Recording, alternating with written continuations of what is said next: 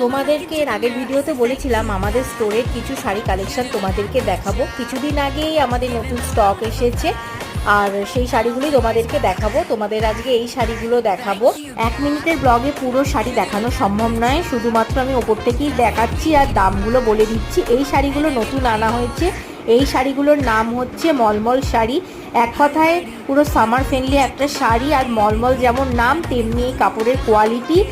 Price মাত্র 950।